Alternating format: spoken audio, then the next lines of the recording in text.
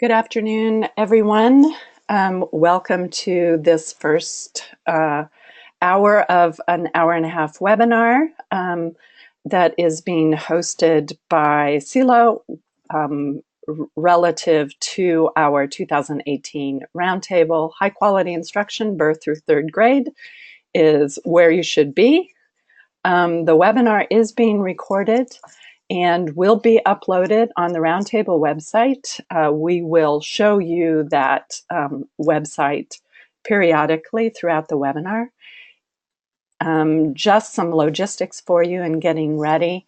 There is a question box on your dashboard. Please feel free to enter any questions or comments that you might have for any of the presenters. Please reserve the question box for content comments or questions for the presenters. You also will find a chat box, and we will be communicating with you periodically with the chat box. But also, if you're having any technical difficulties or issues, please feel free to enter those. You can send them off to me, Jana Martella, or to the organizers, and we'll see if we can help you out. I'm going to hand off to Lori Connors-Tadros at this point. Lori, you can take it away, and Diane will be introducing our panelists as well. And I'm going to put myself on mute. Well, thanks, Jana. Good afternoon, everybody. We are very happy to see many of you, many familiar names. So I'm Lori Connors-Tadros, and I direct the Center on Enhancing Early Learning Outcomes. CELO, as we are affectionately known. Our mission is to build the capacity of state early childhood specialists and their partners to improve outcomes for young children. The annual Roundtable is a signature project and effort of ours for a couple of reasons. One is that we partner and collaborate with the National Association of Early Childhood Specialists and State Departments of Education and the Council of Chief State School Officers State Collaborative on Early Childhood Standards and Assessments. So we really do try to blanket the country with those that are influencing state policy for young children. Our annual Roundtable brings together both the people, the policy, the research, and the questions we all have about how can we do better for young children? How can we ensure that they have a fantastic start in life and they continue to have a great experience in school and out of school through the early elementary years? Last year, we continued to try strategies that would allow us to take advantage of the expertise both in the room and across the country. And so we used this strategy of identifying cohorts based on sub-themes, if you will. And so this year we are attempting to improve ourselves by offering pre-conference webinars that are available to everybody, whether you're attending the webinar or have ever attended the annual Roundtable or not, to share some of the information, both the research and the policy, and to engage with you. We will then plan additional sessions that go deeper into this topic of instructional quality at the Roundtable, and they will be integrated and joined with sessions that address equitable learning for all children, the role of the workforce in assisting to meet the needs of all children, implementing the Every Student Succeeds Act. So please do go on our website and look at for all that information. And so now I'm going to turn it over to Diane Schilder, who is a Senior Technical Assistant Specialist and Scientist at Education Development Center, which is a partner of CELO, and she'll moderate the session. So thank you, everybody. We look forward to a great interactive afternoon spent with you. Thanks so much, Lori and Jana. So a couple of quick updates for folks who are new to CELO and all of these acronyms that Lori mentioned. The Roundtable is the name that we give to an annual meeting of the State Specialist Organization in conjunction with the Council of Chief State School Officers, and CELO. And again, for those who are not familiar, the Council of Chief State School Officers is the organization that represents all of the heads of the state education agencies across the country. I know we're very lucky to have some district folks as well as some teachers on board today, so I wanted to make sure that we were clear about the acronyms for everyone on the call. So today's agenda,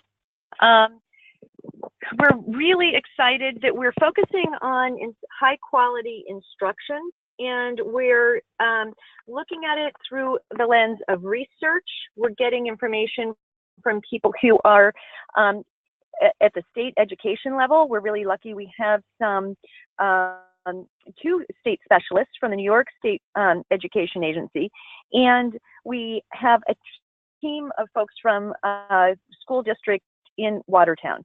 So with that, I want to make sure that I have a chance to introduce all of our panelists up front, and then I'll have a chance to go a little bit more in depth in talking with each one of our panelists. But before I do that, I wanted to again go over the agenda. Lori already gave us the welcome and a bit about the 2018 Roundtable. We have Andres Bustamante, who will be talking about the benefits of play as an instructional strategy, the views from the New York State and Watertown City Schools, and then we'll have an opportunity for questions and comments. Please make sure that you do use the chat feature if you have questions or comments. So the next slide, Jana, turns it over to Andres. And again, Andres is a postdoc at Temple University. He's worked with Kathy Hirsch-Pasek and has conducted quite a bit of research that really looks at high quality instruction and the role that play has in high quality early learning. Andres? Yes, thank you so much. And I really appreciate you guys having me, and for all the attendees for sharing your time. I'm very excited to share the fun and exciting research that we've been doing. So the overall theme of this webinar is going to be how play is imperative for not only social development, but also cognitive development and cognitive outcomes as well. So play is ubiquitous across the animal kingdom. You see cats, dogs, monkeys, octopus, all of them engage in play, and it's for social development, for physical and motor development, and for cognitive development as well. So it has, we're biologically driven to engage in play because it has so many benefits in humans and in animals. Next slide, please. And so although it is a biological imperative, it's under siege, and not by these very cute little children, but by folks who believe in this false dichotomy that, you know, it's play versus learning, when we are strong believers that play and learning really go hand in hand. And that's the research that I'm going to be sharing with you all today. Next slide, please. So in 1981, the typical school-age child played for 40% of their time. And by 1997, that went down to 25%. And it just continues to go down over time. Next slide, please. So in the last 2 decades, children have lost 8 hours of free play per week. 30,000 schools, or over 30,000 schools in the United States, have eliminated recess to make more time for academic study. And as you can see by the photo here, some places are taking the fun out of the playground. So no running, jumping, or bouncing. I don't know what else you do in a playground if it's not gonna be those things. Next slide, please. The Alliance for Childhood conducted a survey of teachers in New York and Los Angeles and found that 25% of teachers reported having no time for play. 60% of teachers reported not having choice time in their classroom, and almost 80% of teachers reported doing test prep on a daily basis. Daphne Bassick at the University of Virginia had a report on how kindergarten is really becoming the new first grade. So 80% of kindergarten teachers are reporting that they think that their students should know how to read in kindergarten, and that is up from 50% in 1998. Time for arts is way down, down 16%. And again, this focus on testing, 29% of children are tested at least once a month. And so this siege of play has prompted some reports and statements from plenty of people, but the American Academy of Pediatricians put out a report called The Importance of Play in Promoting Healthy Child Development and Maintaining Strong Parent-Child Bonds. And in that report, they wrote that these guidelines are written in response to multiple forces challenging play. The overriding premise is that play or some available free time in the case of older children and adolescents is essential to the cognitive, physical, and social emotional well-being of children and youth. And then in another report, they reaffirmed this with a similar message, confirming, supporting the many benefits of play. So for the rest of my presentation, I'm going to define play as we operationalize it in our research, and then go through the advantages that we've been finding for coping, social emotional learning, and also cognitive outcomes as well. And first, definitions. So free play, we consider whether it's with objects, fantasy, make-believe, or physical play, should be fun, active, have no extrinsic goals, so very child-driven, child-directed, interactive, meaningful. It's often, but not always, socially interactive, and it could contain a certain element of make-believe. And then guided play, which is the other critical piece of the playful learning scope, is can involve a planned play environment. So adults enriching an environment with objects or toys that provide learning opportunities and infusing academic or curricular content into the environment. So think children's museums or Montessori classrooms, stuff like that. And then the other part of it is adults engaging in the play and enhancing the play with learning value. So adults getting involved, bringing intentional learning goals into the play situations, and then asking open-ended questions and suggesting different ways that children can explore the materials in order to highlight and bring out the learning goals of the play. And so together, free play and guided play make up playful learning. And playful learning should have the following, what we view as 5 core principles. So it should be meaningful, it should be joyful, it should be socially interactive, actively engaging, and also iterative, so testing, revising, and trying new things. And actually, my lab just put out a paper with the LEGO Foundation that really reviews the playful learning literature very thoroughly. So I'm glad to share that with folks if they want to reach out. And this is the 4 quadrants of playful learning, if you will. So on the top left, you see free play, which is both child-initiated and child-directed. So children have the agency and the autonomy in this kind of play.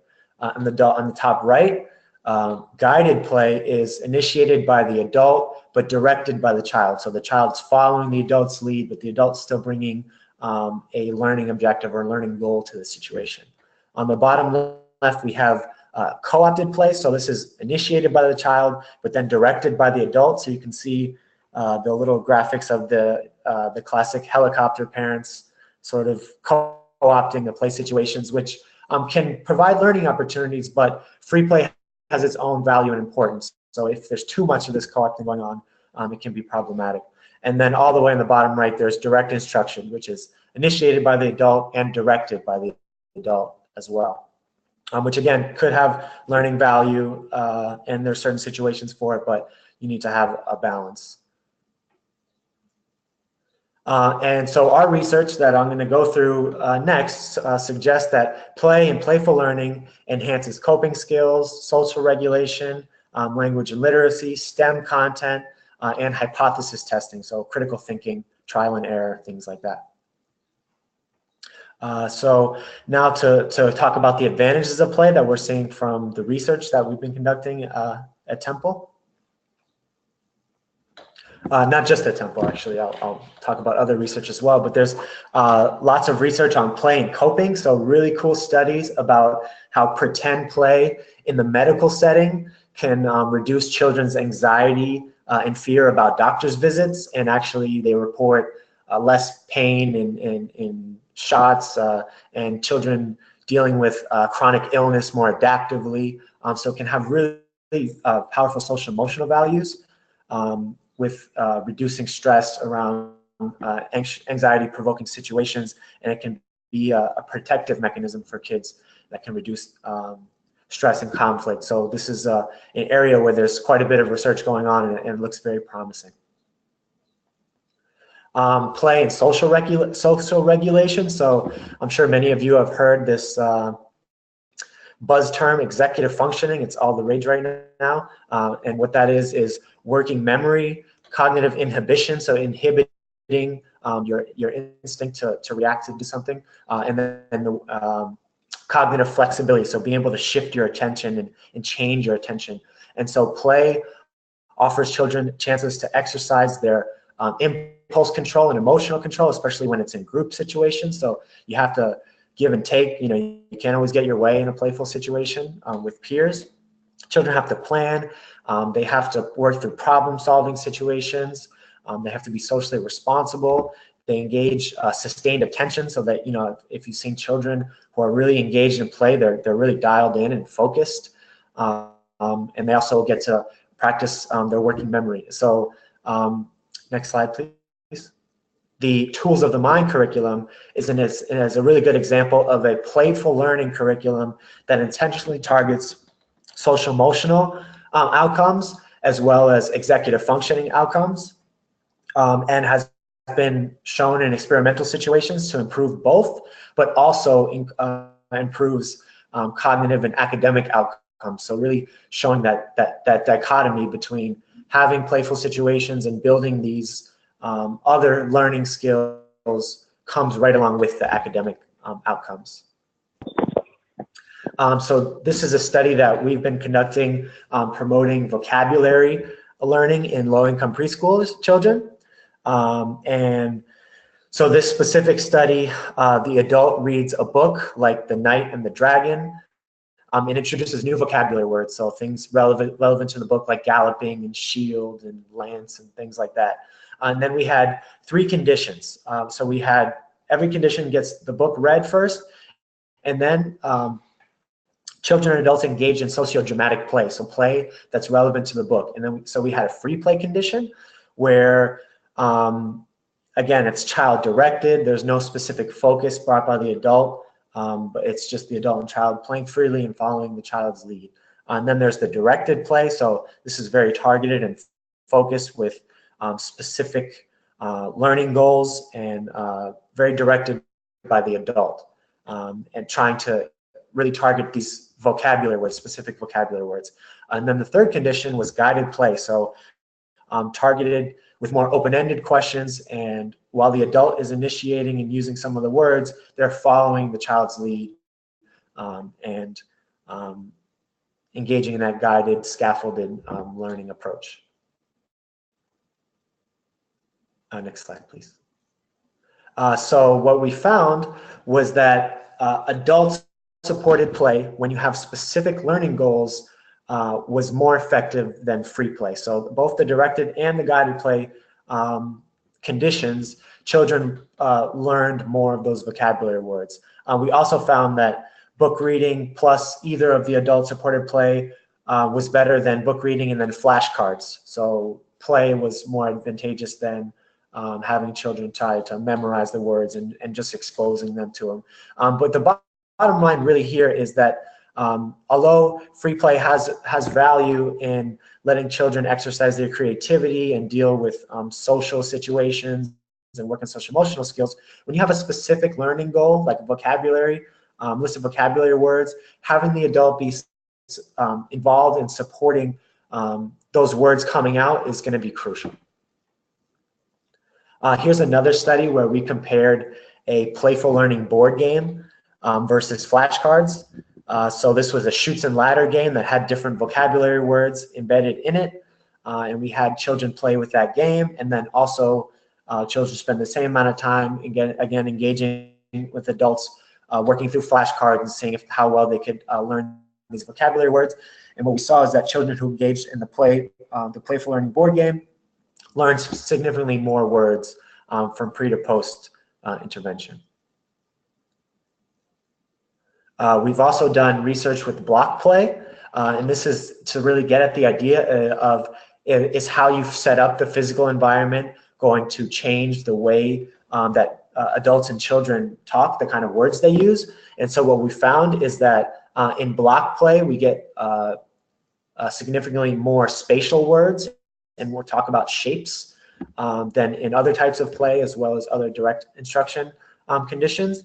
And then also, we tested within block play, free play versus guided play conditions. So having children just go and play with blocks and having them do whatever they want and not have the adult as involved, versus a guided play condition where the adult is intentionally using these spatial words like above, on top of, besides, behind.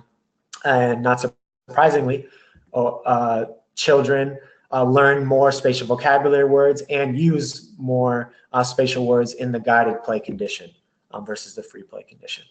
And why should we care about spatial language? Well, it predicts children's performance on spatial tasks, which then predict later math ability. So important academic outcomes are coming from this playful situations. Here's another example of a STEM-oriented study. So we were looking at geometry and teaching children what makes a different shape. So a triangle has 3 sides, that kind of thing.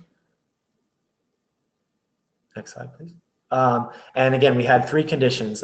Guided play. This is where children they were shape detectives, discovering the secrets of shape. So children and parents and adults engaged in going through the rules of what makes a different shape. But in this condition, children were driving the play, and they had agency. They were the detectives. In the next condition, direct instruction, children watched as adults were the shape detectives, and they went through the exact same language and exposure to the language, but it was the adults manipulating the shapes and doing all the talking. And then there was an exploratory or free play condition where children played with the shape cutouts for the same amount of time and with the same materials. And then we looked at later how much they learned. So they engaged in this shape sorting task where children sort the different shapes, both typical and atypical shapes, into the different categories. Next slide, please. And consistent with the previous studies, children learned best in guided play. So when they were having agency over the play situation, but also the adult was there to scaffold the learning, they sorted the shapes significantly more accurately than in the direct instruction or the free play condition. So why might these playful learning situations support learning? We think there's 4 sort of big ideas that might be driving it. First, it's active, engaged, meaningful, and socially interactive learning. And that's how we know how all humans learn best, not just young children. From cradle to the grave, people learn best when situations are meaningful to them and when they can be actively engaged. The second big idea is that guided play is like constrained tinkering, so adults can bring their learning goals and objectives and allow children to engage in hypothesis testing, so trying out different things and engaging in that iterative scientific method, if you will. The third big idea is that guided play creates a mise en place, or it sets the place for positive dispositions towards learning. So children are willing to take risks and take on challenges because they're used to engaging in tough situations, but it's still fun. And then that leads right into the fourth big idea, which is that playful learning is joyful and positive, and those kind of emotions help children learn and engage in learning situations. And all of that builds up to what Kathy Hirsch-Pasek and her colleague Roberta Gollenkopf referred to as the 6 C's. So their really big focus is having in all school, expanding the outcomes beyond just the content. So you can see the content is still there. It's right in the middle. We want children to be learning math and science and language and literacy. But we also want to expand it to a broader suite of skills like collaboration, communication, critical thinking, creative innovation, and confidence. Next slide. And they describe this whole 6 C's framework really well, thoroughly and compellingly in their book, Becoming Brilliant. So if you're not familiar, I highly recommend it. And it really makes great ties into how playful learning can really promote the 6 C skills and the skills that children are going to need for school and life success. And so just to sum it up, we think it's time for a prescription for play. Play helps us cope with emotions, socialize, and learn academic and cognitive skills. And play is not the opposite of work. It encourages the skills that we will need to work and the skills that young children will need to flourish in a 21st century society where critical thinking and collaboration are going to be really fundamental. And with that, just want to say thank you to the people who have funded this research, NIH, NSF, IES, and also to the children and families who we work with. And next slide, please. And I highly recommend following Kathy and Roberta, their Twitter handle. You can see it right there. And they do a really excellent job of really translating the science that they engage in to a popular audience and writing blog posts for Huffington Post and the Brookings Institution. And they're doing tons of exciting work, bringing playful learning into the home, into the classroom, and also into the community. So places like bus stops and parks, grocery stores. So it's fascinating stuff, and I highly recommend it. Thank you so much, Andres. I am thinking that there are likely going to be quite a few things that folks are going to have for you. I know that you gave us a lot to think about.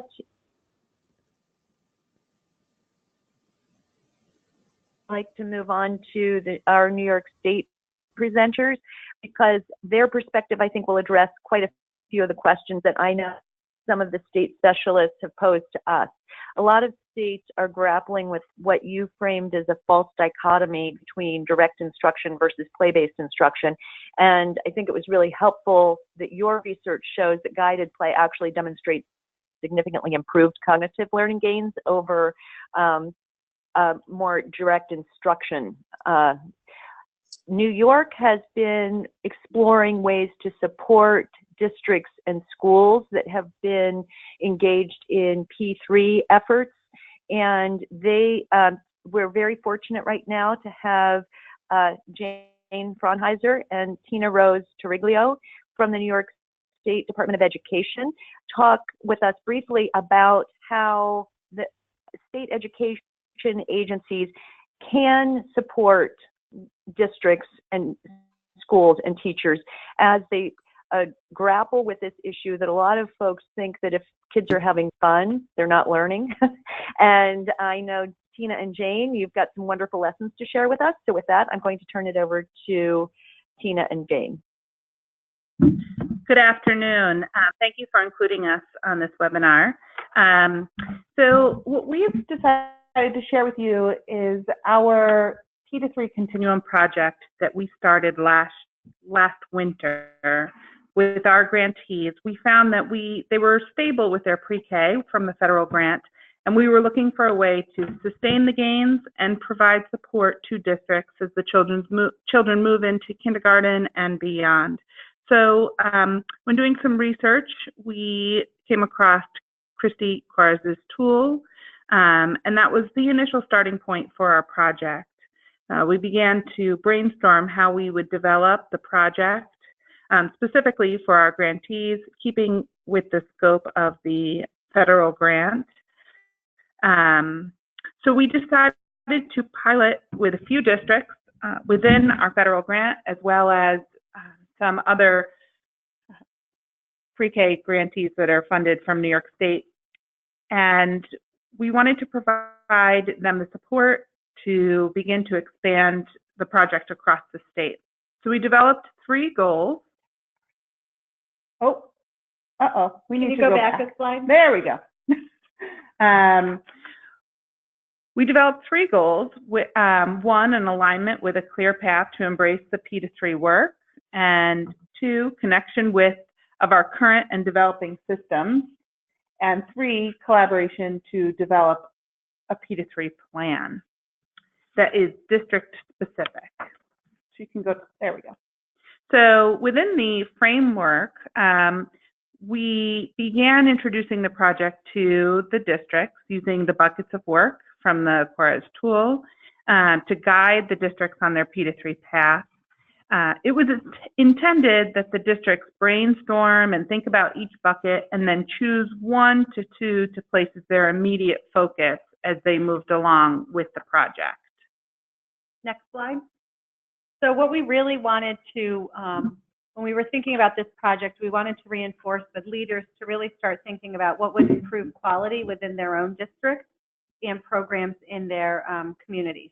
So the first thing we talked with them about was building their own professional knowledge, what was developmentally appropriate quality practices in early childhood settings, birth through 2nd grade. P through 2nd grade. What did the early learning environment look like, and how would it support instructional strategies? So really looking at research and really looking at best practices for what an early learning environment looks like for P23. And then really thinking about what authentic curriculum and instructional experiences look at to sustain growth. And that would really thinking about a child's developmental needs and individual needs and their developmental stages. So really thinking about developmental theory and how it relates to those appropriate practices that we would want to see in an early childhood setting. And then starting to work within their district with their team of staff about what their P23 culture would include. So what does quality of early learning look like in their district? What is the clear message that they want to send? To really start thinking that pre-kindergarten and kindergarten teachers are really equal parts of the school community, and then participating in P23 developmental opportunities to ensure that they were also hearing what the research was saying in the field and what current best practices is. Next slide. So thinking with teachers, we started to tease out some ideas of what could teachers do pre-K to 3rd grade. And so really starting to think about things like collaborating and sharing data. So making sure the assessment that they were doing is meaningful from grade to grade, that it, after a child moves from pre-K to K and K to 1, that the assessment information that they received was useful to the teacher at the next grade level. Making sure that when they were planning educational experiences, that they were really thinking about how to meaningfully align those to provide students opportunities to build their foundational knowledge while making sure practices are developmentally appropriate, both to the age of the student in the classroom and their learning needs, depending on the individual learners. And then really thinking about how to partner with families in unique ways, rather than sending home, homework sheets or things that really didn't connect the child to the family member, really thinking about how to focus on building that family connection that would be meaningful. So maybe having some kind of app or something that gives families an idea of an activity that they could do with their child that doesn't always involve pen and paper. And then we wanted to make sure that teachers had opportunities in their learning centers that really allowed students to engage with hands-on materials that were connected to both the topic or the theme of study in the classroom or the unit of study, and then the skill levels that they needed to develop, but really ensuring that they still had those opportunities to engage with hands-on materials. And then finally, really looking at classroom environments and realizing that there are so many ways that people learn, and to make sure that when we're planning the environment that we're supporting children's learning in a way that meets their needs, that's interesting, and it also engages the child. Next slide. So when we got ready to roll out this project with our grantees, we worked to develop some tools. And when we introduced the project, we had the districts come together. They brought a team of teachers, administrators, and support staff to begin to implement the framework and develop a strategic plan that was specific to their district. We asked them to brainstorm on all of the topic areas before selecting the specific topics or areas they would focus on. We discussed how they could have more than one goal, but we encouraged them to determine what their short and long-term goals were to develop their P23 plan. Next slide. So their goal planning sheet helped them, once they chose their specific areas, we worked with their district team to develop their plan and their goals. Each district team was supported by an SED coach, and that would be our state education department coach, and their quality improvement specialist from Quality Stars New York. This allowed for time for horizontal and vertical alignment, supporting the vision of improving quality across P23. Next slide. So the expectation of the project in the first year was really for districts to develop a timeline and a focused goal, or more than one goal, depending on what their particular district wanted to work on as a priority. Some of their areas overlapped. So for example, they might be doing something on joint professional development that also included learning environments. So the buckets of areas that you see on the slide were the areas that we had provided for them based on the Chorus tool, that they could start thinking about setting action steps and planning for those. So because so many of them were interrelated, we found when we were meeting with them in teams that many of those areas overlapped, and they started to connect them. And so later on in the webinar, you will hear from Watertown City School Districts, which is located in New York, and how they developed their P23 project, which did take into account many, many of these areas once they started developing their project. Next slide. So when we met with districts, we heard earlier about the importance of play as an instructional strategy. We really wanted districts to start thinking about, you know, at the bottom of the, on the cone of learning, you'll see at the very bottom that as learners, children and adult learners, we remember 90% of what we do.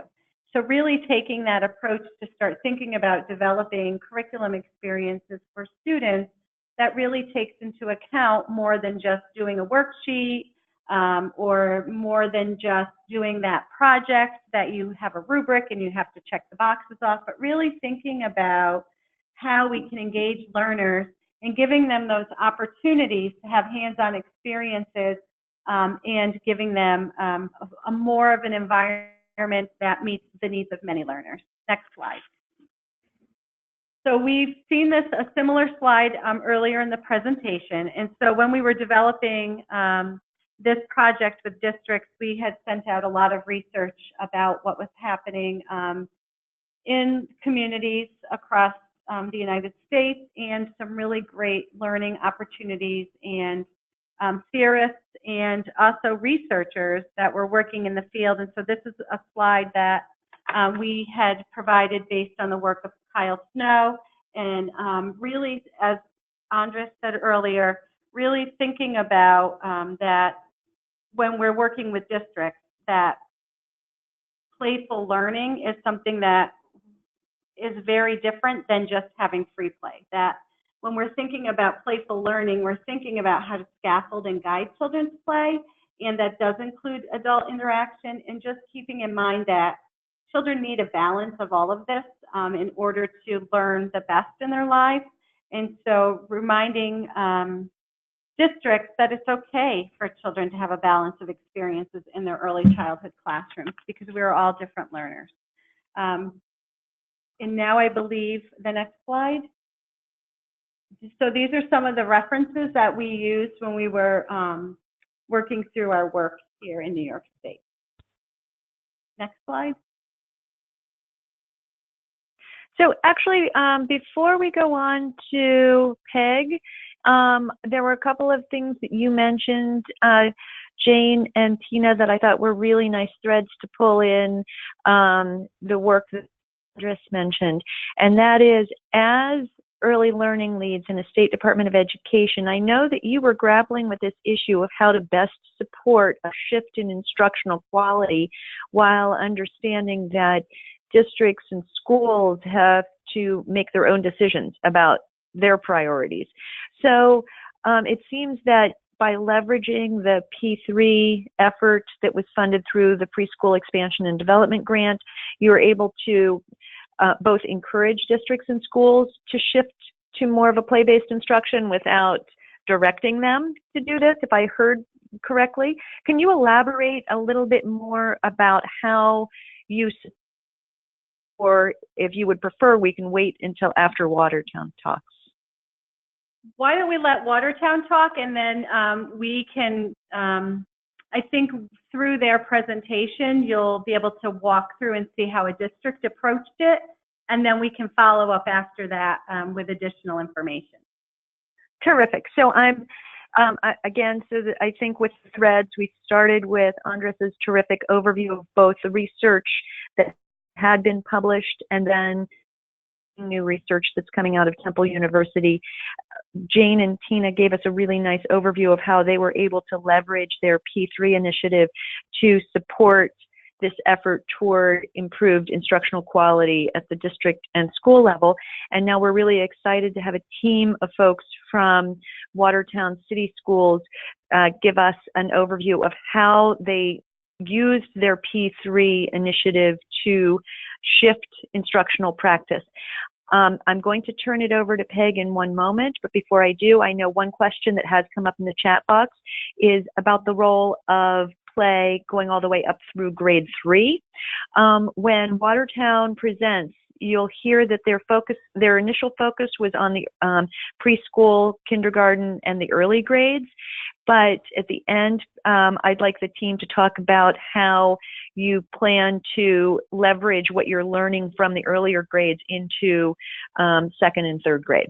So with that, we have Peg Drapo, who is the pre-K administrator in Watertown City Schools, and I'm excited to turn it over to her.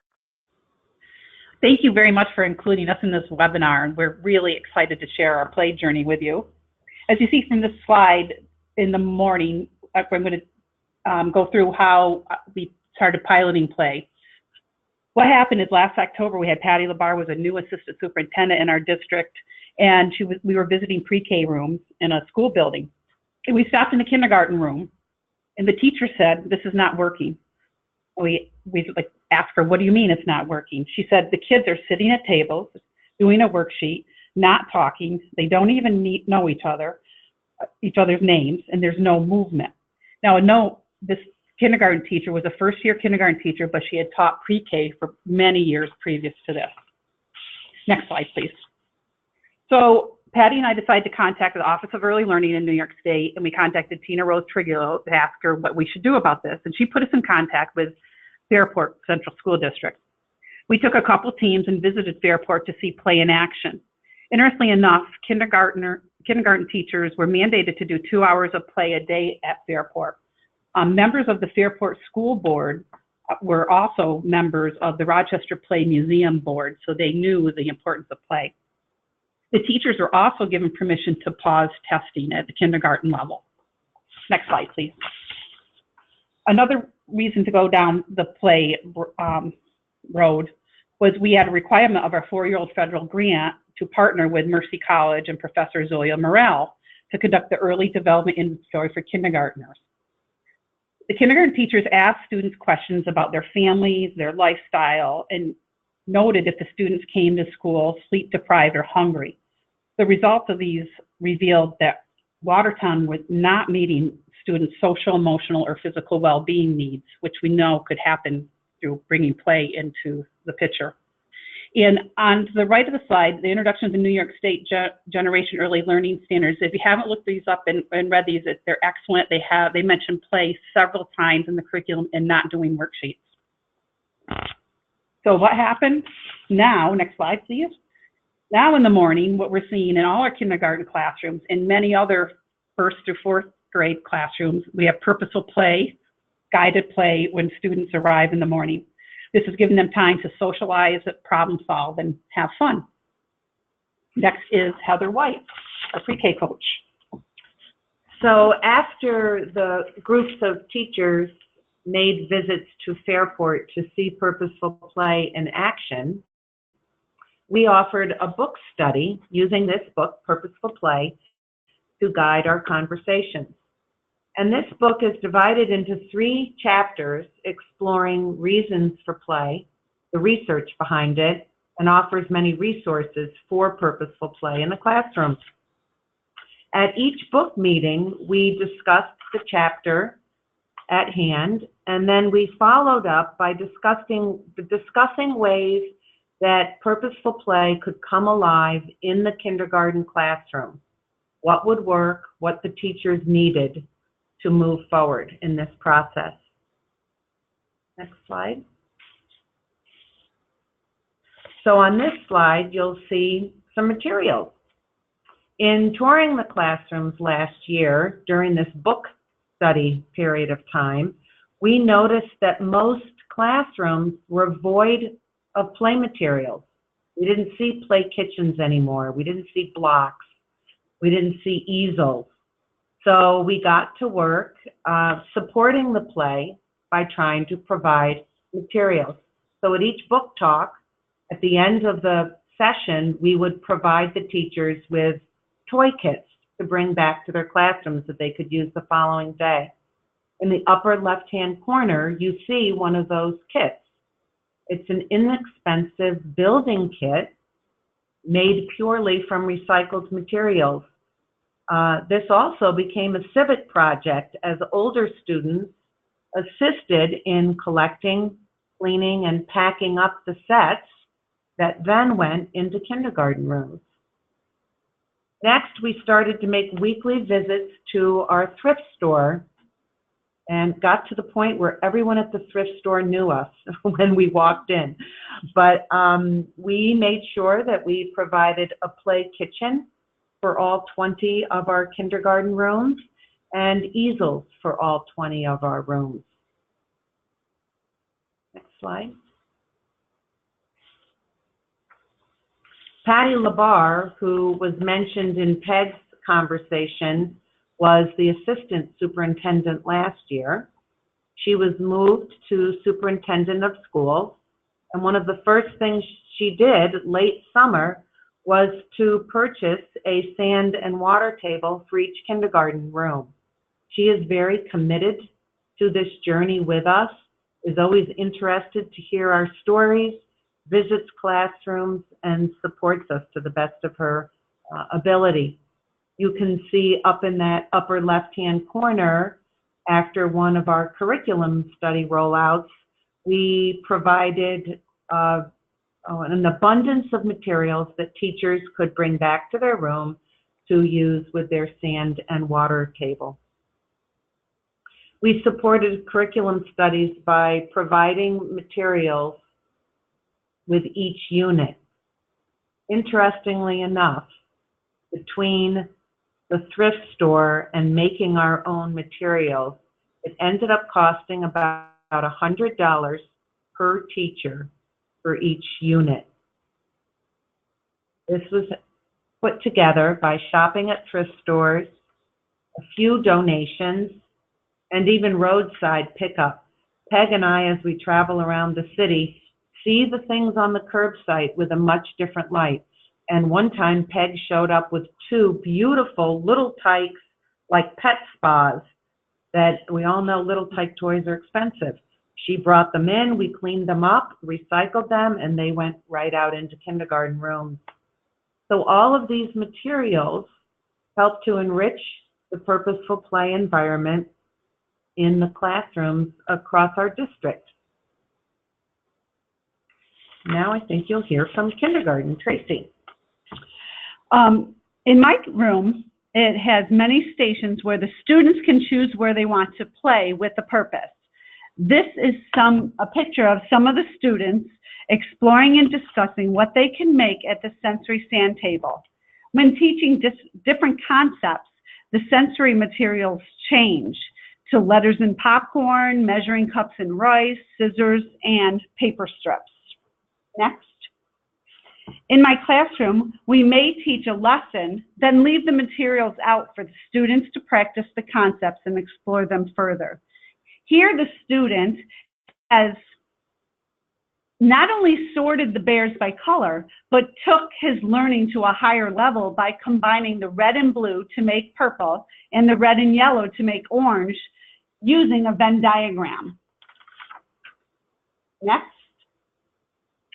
I had a student that was having a lot of difficulty identifying his letters. After finding out that he loved basketball through our sports unit, I created a game with letters on the basketballs for him to put in the basketball hoop only if he knew them. He now knows 44 out of the 52 capital and lowercase letters. Next, here's our grocery store unit. Our class developed a grocery store. We called it Rockstar Grocery. And they learned sorting, writing words, writing, identifying numbers. They actually priced all the items themselves. And the students were able to take on the jobs in a grocery store, such as greeters, floral managers, butchers, cashiers, as we invited the classes from our school to come and shop. They also loved pretending to shop each morning during purposeful playtime themselves. Next. Another unit was the percussion study. The students were able to learn about playing the instruments, parts of instruments, and making instruments. One of the discovery stations during this time was bins of rice, beans, and pasta. This gave the students the opportunity to try to make different sounds in different containers. My students were able to make their own drums, egg shakers, castanets, and rain sticks during this unit. We had an opportunity to have 3 percussion band students come over to our school from the high school to talk about percussion instruments and play them for us. Also, these boys took the time to teach our students some tips on how to play their drums that they had made. As a culminating activity for this unit, we were able to put on a concert for our parents using the materials that were provided by Heather White and Peg Drapo from the unit rollouts.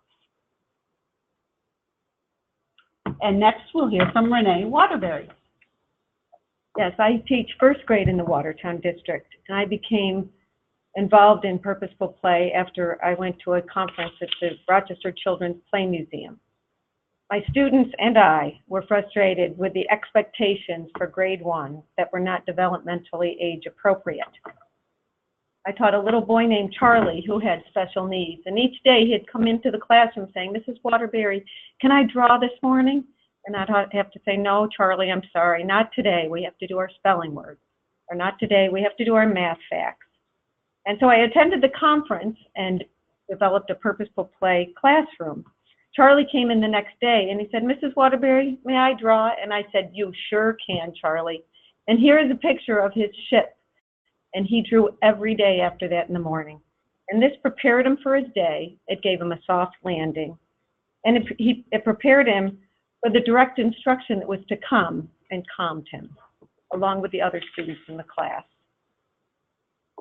The centers that are set up around the classroom promote decision-making and choice time, problem-solving, creativity, cooperative play, and socialization. One little girl was very shy and wasn't even able to do show and tell in the beginning of the year. But after doing purposeful play every morning, she learned how to socialize with her peers, to make decisions, and she even allowed me to videotape her doing one of her projects during purposeful play. In the following slides, you can see that the materials provided match the curriculum and the instruction of first grade. The girls worked together using Play-Doh to create a balanced meal for our nutrition unit. After we read a story about the Golden Gate Bridge, the little boy in the right-hand corner wanted to build a span. He used the cubes and did trial and error, and problem solving until he made a successful span across the two tables. In the lower corner, two girls wrote a book about anti-bullying. I have a light bulb lab in my classroom, and it's filled with all kinds of art materials. And when the light bulb goes off, they have an idea and they can create any kind of piece that they want. And in this one, they illustrated and wrote a story about anti-bullying. Next.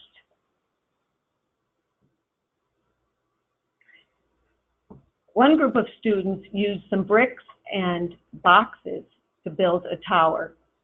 They also needed to use trial and error to make sure that their tower didn't fall over. They would also put things on each floor of the tower when they created it. In the background, there are students building with magnetic toys. And they wanted to make it taller and taller. One of the students realized if they got the stool over that they could even go higher. So this is what this classroom looks like each morning when they come into class. One of the concepts in first grade is persuasive writing. After we did purposeful play, I had the students write in their journal, and they had to persuade other students in the classroom why they should choose that center the next day. And this little girl liked using the blocks, and so she was trying to convince them to use the blocks the next day. Next. The students use math manipulatives across the curriculum. Here, two boys built their hockey sticks, and we were doing some push and pull forces in science. They understood that they needed to pull the hockey stick back, and they needed to push forward so the puck would go forward. They even created their goal that you can see in the doorway out of the bin that stores the cubes. Grade 1 social studies standards cover symbols of our country. Nathan created a flag with the pattern-shaped blocks that we use in math, and then he labeled it. You can see the small white label in the background. Next. And in math, we were doing a measurement unit using non-standard and standard units. I taught the lesson one day, and then the next day I just put a bin out with the paper clips and the blocks and some ribbons. And the girls took it to the next level when they were measuring on their own. We provide the materials, and the students take it to the next level, which provides high quality instruction. Thank you.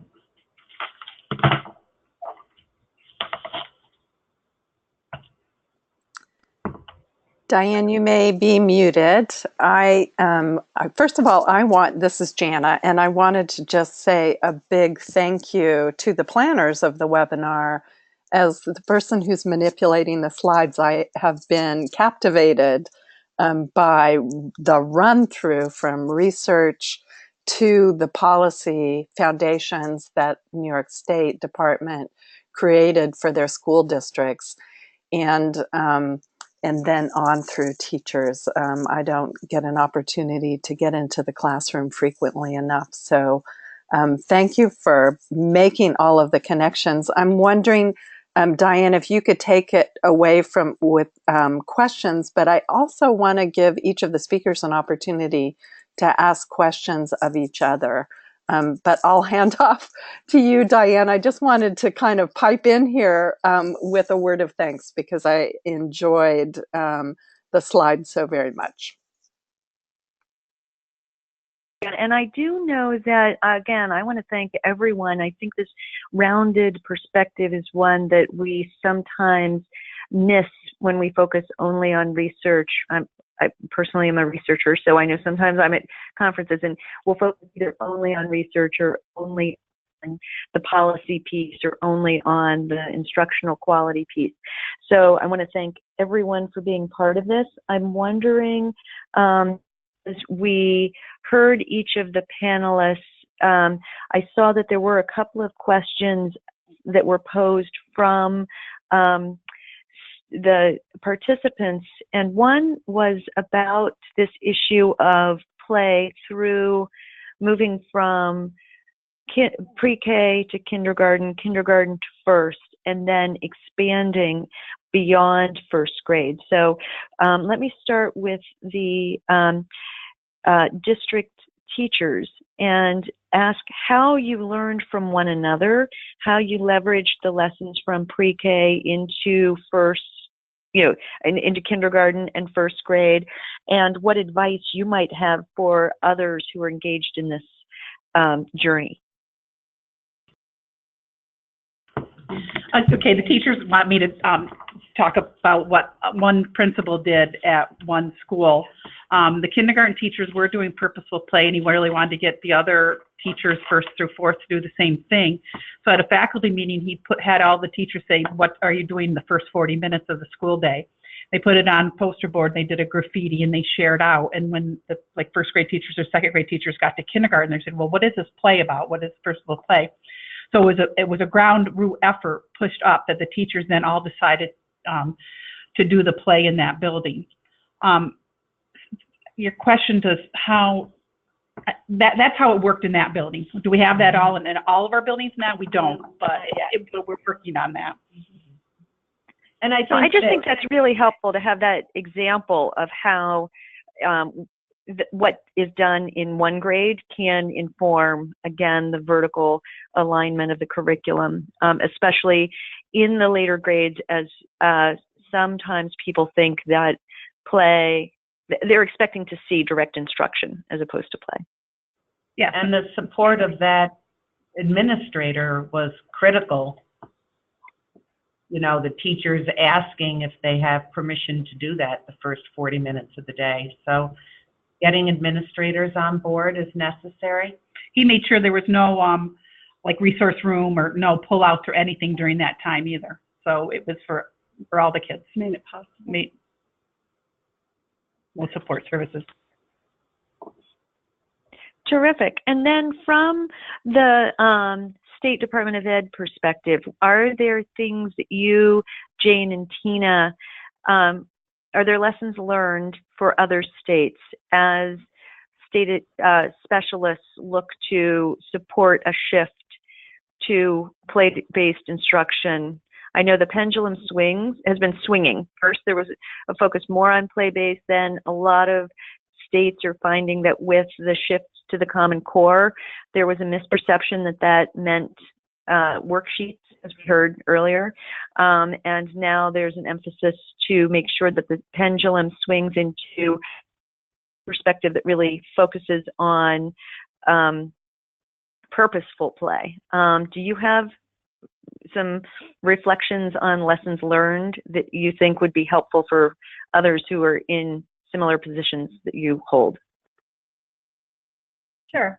Both Jane and I, this is Tina, will speak to that. First, I just want to say that one of the things I think that's very important to states that are supporting school districts is to really recognize where individual districts are and let them lead the journey, that they really have to look at the information, what best meets their district's needs, the materials, and they may start small, similar to what Watertown did, as they shared that they had one building really think about play for the whole entire school, and that sets an example for the rest of the building. Same thing with the play in kindergarten, which I'm not sure Peg touched on, but they really looked at doing it in some of their classrooms, not all of their classrooms, so that they could look at their own lessons learned. So I think the first thing that's important from a state level is to really recognize letting the districts guide their journey and figuring out what's best for them.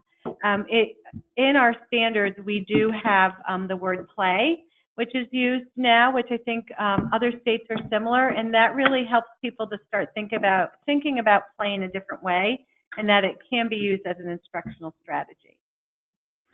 We also just, lessons learned for this project in particular, we started this very small. We used our federal grant to kind of give us a springboard, and we included a few other districts, but now we're able to use our districts that, specifically Watertown and some of our other districts, to jump us into the next step and move towards a bigger rollout of this work. So we're going to be doing a summer conference that will include many more individual districts to work on their individual projects. But along with that, we're able to give them a little more support with the research and actual presenters that will help them to see how they can roll different projects out in their districts with their district goals in mind.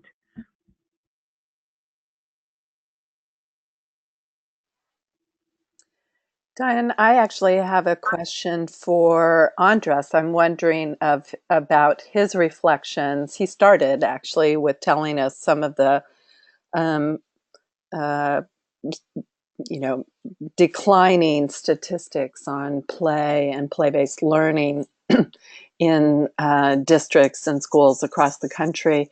I'm wondering, Andres, about your reflections on hearing from New York, if anything kind of popped in your mind relative to those presentations, following on your own.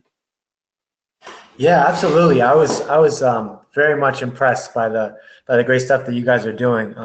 I love the focus on continuity in the P3 space. So most of my research is in early childhood, and what we find very often is that when we do a great job in early childhood, especially in low-income communities where most of my work is focused, that we send children into kindergarten and they end up relearning all the good stuff that they, all the content that they were getting already in early childhood, and all that time early childhood teachers put in sort of gets squandered because they end up being bored and disengaged because they're learning repeated content essentially, and then you get into the whole arguments about fade out and stuff like that. And so I love the idea of continuity that you guys are working in.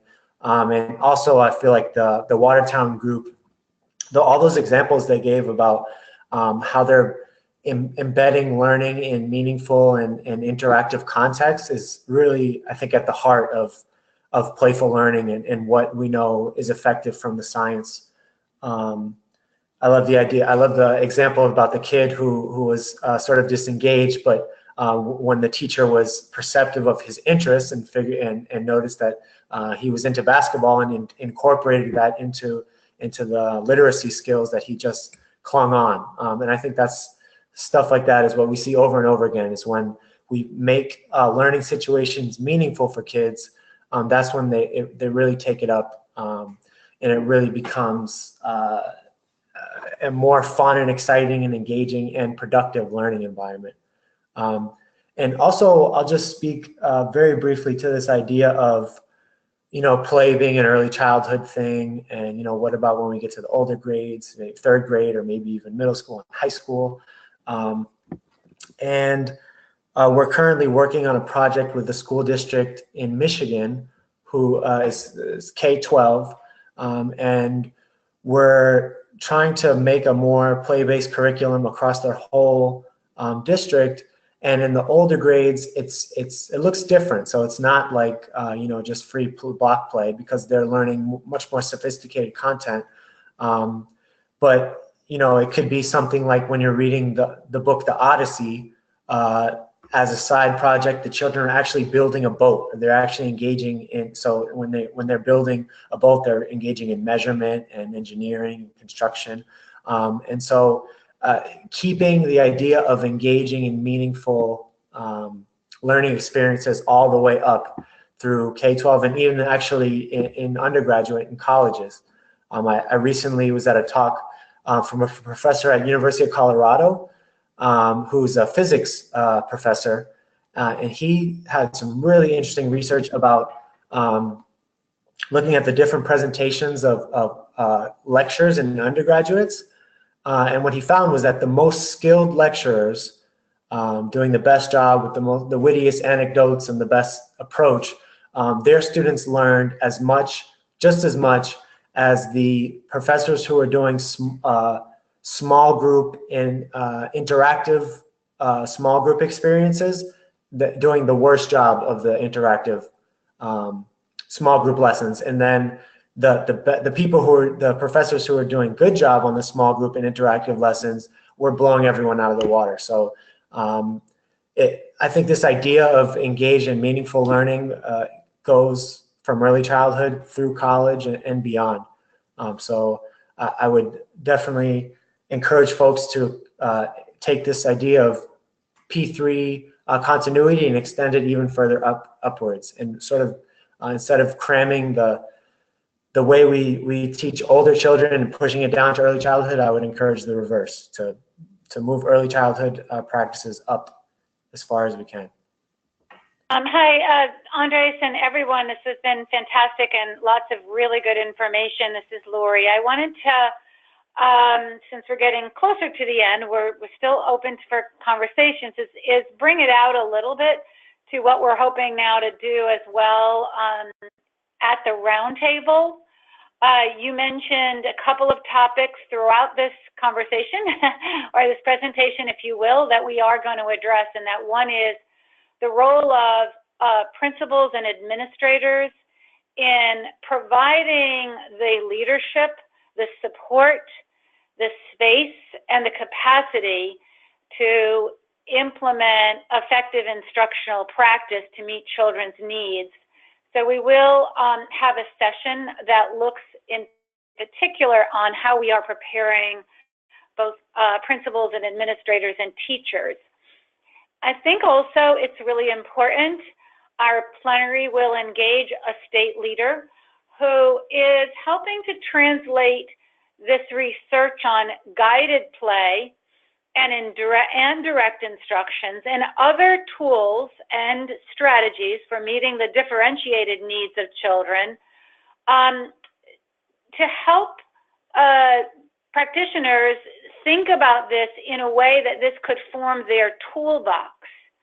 And, you know, in our field, we want to, one, be sure that there is good research behind our practices, and two, help folks at the local level really translate this into good practice while we're thinking about the individual needs of children.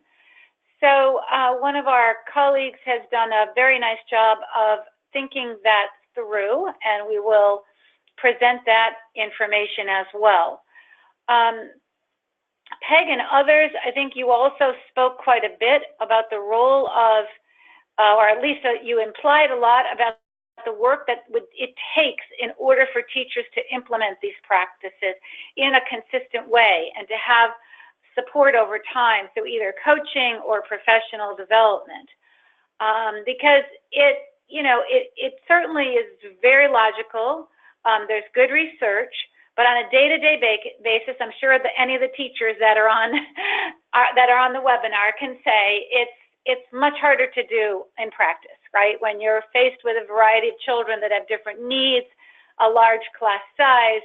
So we're looking to, again, engage you all in sharing the research, understanding the role of policy, and then what we can really do to be effective kind of implementers of these policies, so it gets down to the teachers and the administrators and children and families in some coherent, reasonable method over time. So those are some of the things we're going to be talking about at the roundtable. You'll also find those some of those resources on CELO's website as well. We know this is very, very important, but we know it's not easy either.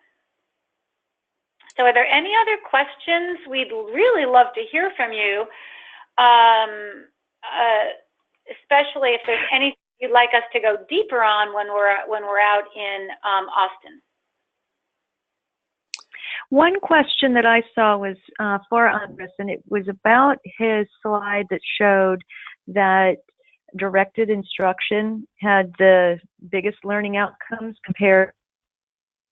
And I'm wondering if you can elaborate on those results, but also if there are specific resources, because as I think about this issue that Peg brought up about the principal in the school building, about the role of superintendents, I know often administrators view play as only free play and that there isn't quality learning going on. Are there specific resources you could point us to, or could you go a little deeper in elaborating on this about the way in which teachers can best support play through guided instruction? Yeah, I think there's a ton of research about guided play and scaffolded instruction. I know that Kathy and Roberta do a great job of putting out a lot of blog posts that they like to call it edible science. So I would strongly suggest engaging with the stuff that they've written on in the blogs for Huffington Post and Brookings Institution. And I'd be happy to share plenty of links and things that they've written. Also, the books that they've written go into great detail on best practices in guided play. But also, I would like to also give support the idea of curriculum that are comprehensive and play-based and span across all the domains that we want children to learn, because I think there's great value in having those resources, everybody having access to resources, and that's really at a curriculum at its most essential level is what it should be doing. Is it should be providing resources and guidance on these kind of approaches. So I know at least in early childhood that Doug Clements from the University of Denver is doing a really cool curriculum called Connect for Learning, where it's an integrated play-based curriculum that spans math, language, literacy, science. I mentioned the tools of the mind curriculum. So yeah, I think there's a ton of resources out there, but I think as people are saying, it's really a question of making it digestible and accessible to the people who are actually using it, which is it's difficult, and it takes support from administration all the way down and buy-in. So yeah, I don't know, but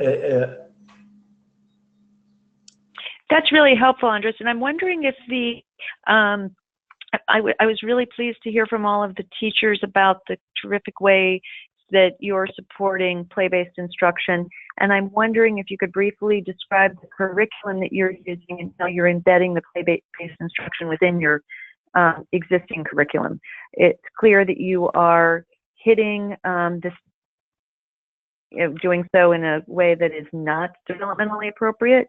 And I'm wondering if that took planning over this, or if you have any tips either for other teachers or for others on the phone, on the call who are listening in, about what guidance is most helpful in making that shift. Well, what we did in pre-K is we had them do a creative curriculum, and then we brought it up to our kindergarten level, and I'm going to have Tracy speak a little bit about that. But one thing great about any kind of curriculum, or if you do it needs to be student-driven or student interest. Once you start exploring with maybe like the grocery store, you notice that she did the Rockstar grocery store, so I'll have her speak a little bit to that. With the creative curriculum, they pretty much have the standards, and we used what they have is intentional teaching cards and Mighty Minutes. And what those are just bits and pieces of guided instruction, and then giving the children the freedom to play and utilize those same skills that they learned during that time, during purposeful play, or even during the day through project-based learning. And we're using creative curriculum this year. I was on the piloting committee, and I'm going to tell you, my students have learned their letters, their skills much faster than any curriculum I've used in the last 12 years. And it's been amazing to be able to see the amount of interest that the students have had in the units.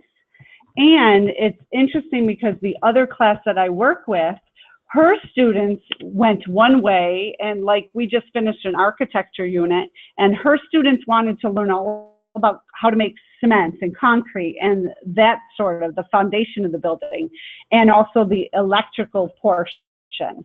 So she brought in some science in the electricity piece, where my students were more excited about seeing the walls go up and decorating. And we also mixed in an animal unit, a 2-week animal unit. So my class created a Creed Bum's Crazy Critters Zoo. And they actually picked an animal. We learned about those animals, did some research, and then they created habitats for those animals. And again, we had the higher level classes come in and view the zoo, ask the students questions, and the students, actually the kindergartners, gave little speeches to all the students that came in about their habitat. And it was just an awesome adventure that they took on. So it's interesting how even with creative curriculum, how the different teachers and the different groups of students can take different paths to get to the same standards and through play. Does that answer your question? Yeah, that's great. I know that, again, sometimes folks are really interested in connecting the dots between this notion of high quality instruction, how to support more of a play-based approach, and then how to integrate that within existing curriculum in the early grades. So with that, are there any wrap-up comments, Lori or Jana? So I'm going to forward the slide. I've already given a great deal of thanks to our presenters. Andres will be with us in Austin. I regret actually that our New York friends won't be able to travel and join us there, but they've been awesome contributors to the learning that will take shape there and beyond. As we noted, all of today's webinar has been recorded. We'll also try to drag down some of the resources that Lori and others have entered into the chat box. And additional resources will be on the Roundtable website, both in the form of preliminary readings before on each of the content areas before the meeting in June, but also an expanded resource list of ways to dig a little deeper into each of the areas following. Also would like to remind you that there are 2 additional webinars that are related to the Roundtable coming up Tuesday, May 15th and May 23rd on equity and also workforce initiatives. So hopefully, folks, you can find how to register for those websites those webinars right on the Roundtable website under the preliminary web conferences tab, along with the slides and the recording from today's webinar. So, Lori, if you have, we also will hope to have some post-webinar content that we'll be delivering based on some of the questions and research questions, practice questions, and policy questions that arise from the Roundtable itself. So stay tuned to that, and we'll go from there. Lori, if you would have additional comments, and then Diane, we'll let you have the last say before we close down the webinar. No, thanks so much, everybody. Look forward to seeing you in Austin, and safe travels. And for those that are not able to make it, please know that you can reach out to us at any time. Thank you. And I wanted to take a moment to thank Renee, Tracy, Heather, Peg, Tina, Jane, and Andres for your just terrific presentations. I know that you're all very busy. You're doing the important work of supporting. Was a bit heavy ask you to prepare the slides and share your expertise with those around the country, but we're very grateful Again, Jane and Tina, for your pulling this together very quickly. Certainly the teachers and Peg, we want to thank you for turning this around really quickly and sharing your insights. Andres, we look forward to seeing you next month, and please feel free to reach out to all of us. And thanks again to everyone who participated.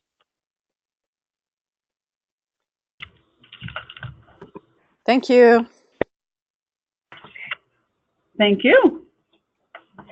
Nice job. Thanks, guys.